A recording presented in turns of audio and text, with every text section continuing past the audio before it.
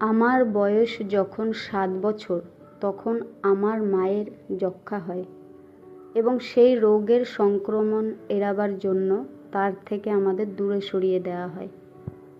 আমার ছোট বোনকে মেজ পিসির বাড়িতে পাঠানো হয় আর আমাকে এবং আমার দাদাকে বড় পিসির কাছে পাঠানো হয়। তিনি বিধবা ছিলেন আর তার 8 জন সন্তানই ছিলেন প্রাপ্তবয়স্ক, তাই তিনি অকাতরে আমাদের উপর তার স্নেহ বর্ষণ করতেন।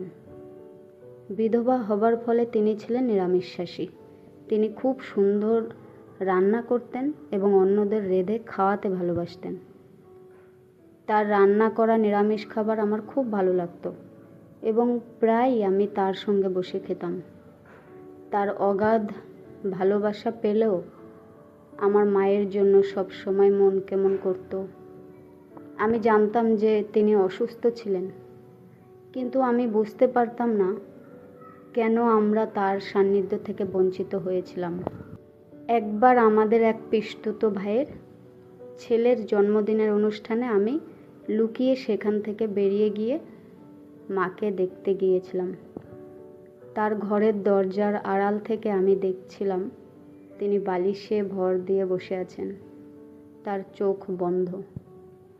আমি সেখানে দাঁড়িয়ে ইতস্তত করছিলাম তার কাছে যাব কিনা, কিন্তু তিনি যখন চোখ মেলে তাকালেন আমাকে দেখে তিনি একটু আশ্চর্য হয়েছিলেন এবং মৃদু হেসে আমাকে কাছে আসতে বলছিলেন।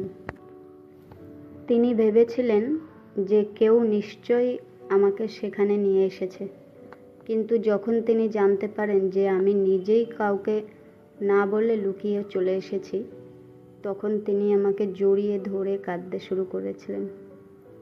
আমি তার কোলে মাথা রেখে আমার প্রতি তার হৃদয়ের স্নেহ অনুভব করছিলাম আর তিনি আমার গায়ে হাত বুলিয়ে দিচ্ছিলেন। তখন তার গাল বেয়ে অঝরে অশ্রু ঝরে পড়ছিল।